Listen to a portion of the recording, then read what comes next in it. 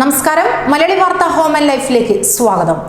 Corona ബാധിതനായ ഒരാൾ ചുമയ്ക്കുമ്പോഴോ തുമ്മുമ്പോഴോ പുറത്തു വരുന്ന സ്രവകണികകളിലൂടെ മറ്റുള്ളവരിലേക്ക് രോഗം പകരാമെന്ന് ലോകാരോഗ്യ സംഘടന വ്യക്തമാക്കിയിരുന്നത്. എന്നാൽ COVID-19 ബാധിച്ച ഒരാൾ ചുമയ്ക്കുമ്പോഴും തുമ്മുമ്പോഴും പുറത്തു വരുന്ന സ്രവകണികളിലുള്ള കൊറോണ വൈറസ് വായുവിലൂടെ പകർന്ന് മറ്റുള്ളവർ ശ്വസിക്കുമ്പോൾ അവരെയും ബാധിക്കുമെന്നാണ് ശാസ്ത്രജ്ഞർ പറയുന്നത്.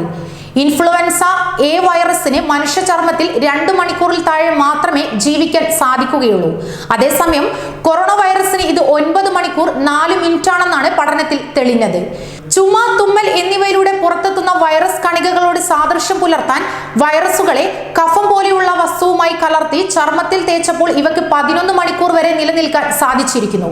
എന്നാൽ ഈ 2 വൈറസുകളും 80% ആൽക്കഹോൾ അടങ്ങിയ സാനിറ്റൈസർ ഉപയോഗിക്കുമ്പോൾ 15 സെക്കൻഡുകൾക്കുള്ളിൽ നിർവീര്യമാകുമെന്നും പഠനത്തിൽ കണ്ടെത്തിയിരിക്കുന്നു.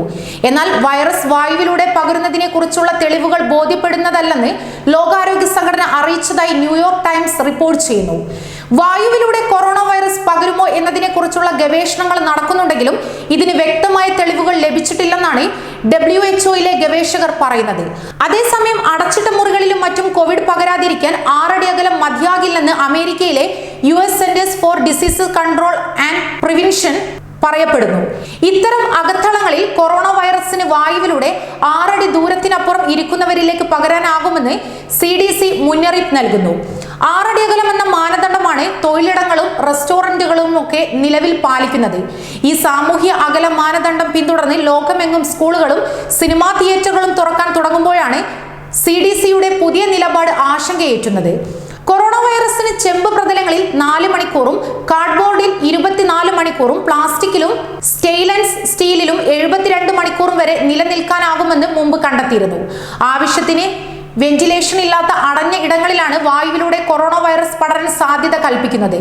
കൊറോണ വൈറസിന്റെ വായുവിലൂടെയുള്ള പകർച്ച അംഗീകരിക്കണമെന്നാവശ്യപ്പെട്ട് 239 ശാസ്ത്രജ്ഞർ ജൂലൈയിൽ ലോകാരോഗ്യ സംഘടനയ്ക്ക് കത്തയച്ചിരുന്നു. ചില സാഹചര്യങ്ങളിൽ വൈറസിന് 26 അടി വരെ സഞ്ചരിക്കാനാകുമെന്ന് ചില പഠനങ്ങളും ചൂണ്ടിക്കാട്ടിയിരുന്നു.